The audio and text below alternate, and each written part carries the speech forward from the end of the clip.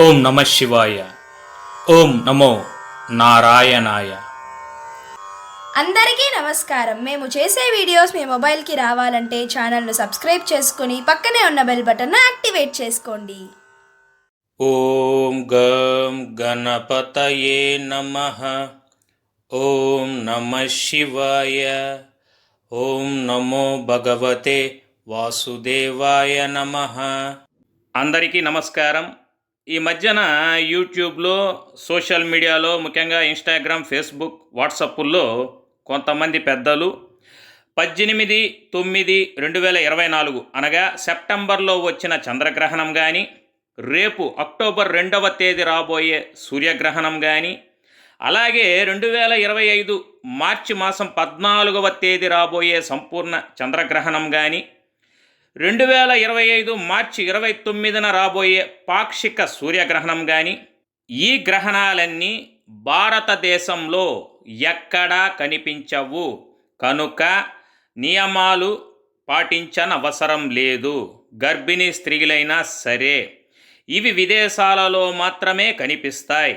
కనుక అక్కడ ఉండేవాళ్ళు పాటించిన, అది మన భారతదేశం వాళ్ళు, అక్కడుండే వాళ్ళు, సనాతన ధర్మం ఆచరించే వాళ్ళు పాటించిన మంచిది.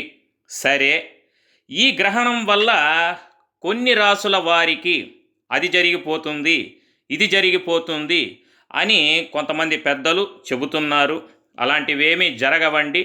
అసలు మన భారతదేశంలో గ్రహణమే కనిపించనప్పుడు, నియమాలే పాటించనవసరం లేదు అన్నప్పుడు పంచాంగంలో చాలా క్లియర్ కట్గా రాసి ఉన్నది, నియమాలు అవసరం లేదు, గ్రహణము కనిపించదని. తిరిగి మళ్ళీ వ్యూస్ కోసం, ఇలా వైరల్ అవ్వడం కోసం కొంతమంది చేస్తున్న దుష్ప్రచారం అని గమనించగలరు. కనుక ఏ రాసుల వారైనా సరే ఎటువంటి నియమాలు పాటించనవసరం లేదు. ముఖ్యంగా గర్భిణీ స్త్రీలు ఎటువంటి నియమాలు పాటించనవసరం లేదు.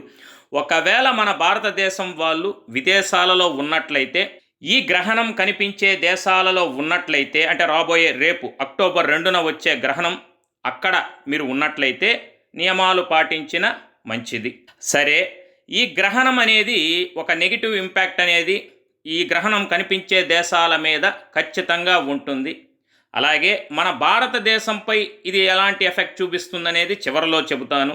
చూడండి, భాద్రపద మాసం, పాల్గొన మాసంలలో పూర్ణిమకు చంద్రగ్రహణం, అమావాస్యకు సూర్యగ్రహణం కలుగుటచే గ్రహణములు కనిపించే ఆయా దేశాల యందు ప్రకృతి వైపరీత్యములు, ఆ దేశ పాలకులకు నష్టములు, అనేక దుస్సంఘటనలు, వాహన విమాన ప్రమాదములు, దేశాల మధ్య యుద్ధములు జరిగి నష్టములు కలిగించును. భూకంప ప్రమాదములు తప్పక వచ్చి తీరును. ఆ రీడింగ్స్ అనేవి రిక్టార్ స్కేల్పై 6.5 నుంచి 8 డిగ్రీల వరకు దాటి ఉండును. ఇది తథ్యం. ఈ గ్రహణం మన భారతదేశంలో ఎక్కడా కనిపించదు. కనుక నియమాలు పాటించవలసిన అవసరం లేదు. కానీ మన ప్రపంచంలో ఈ గ్రహణం ఏ దేశాలలో కనిపిస్తుంది, తద్వారా ఈ గ్రహణం యొక్క ఇంపాక్ట్ అనేది ఎలాంటి ప్రభావం చూపిస్తుంది. కాబట్టి ఈ గ్రహణం Argentina, Chile, American Samoa, Antarctica, Brazil, Cook దీవులు, ఈక్వెడార్, ఫాక్లాండ్ దీవులు, Fiji, French Polynesia, Kiribati, Mexico, New Zealand, Niue, Paraguay, Peru, Pitcairn, దక్షిణ Georgia, Sandwich, Tokelau, Tonga, Tuvalu, US minor outlying దీవులు, ఉరుగ్వే, వ్యాలిస్, ఉటానా ప్రాంతములలో కనిపించును. అలాగే ఈ గ్రహణం యొక్క ఇంపాక్ట్ ముఖ్యంగా ఏ దేశాలపై ఉంటుందంటే అమెరికా, జపాన్, ఇండోనేషియా. ఈ దేశాల యందు భూకంపాలు, సునామీలు, తీవ్రమైన తుఫానులు, టోర్నడోలు, ప్రకృతి వైపరీత్యములు సంభవించును. ఈ 21వ శతాబ్దంలో ఈ గ్రహణం ఎక్కువసేపు, అనగా లాంగెస్ట్ ఫార్మ్ ఆఫ్ 21st సెంచరీగా నమోదు చేయబోతున్నది.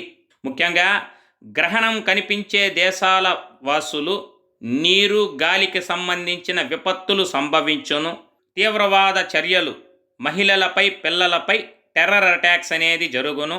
ఈ గ్రహణ ప్రభావ దేశాలలో ప్రభుత్వాలు ఆకస్మికంగా పడిపోవును, లేక ప్రభుత్వం మారడం వంటివి ఖచ్చితంగా సంభవించును.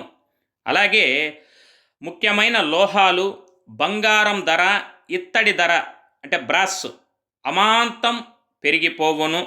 ఇకపోతే మన భారతదేశంపై ఈ గ్రహణ ప్రభావం అనేది ఎలా ఉండబోతుందంటే, ఇక్కడ మనకు ఈ గ్రహణం కనిపించదు. అయినను ఇది మనకు కఠినమైన చల్లని తడి వాతావరణం, అనగా ఇంతవరకు మనం చూడని చలికాలాన్ని మనం చూడబోతున్నాం అన్నట్లు పరిస్థితులు ఉంటాయి.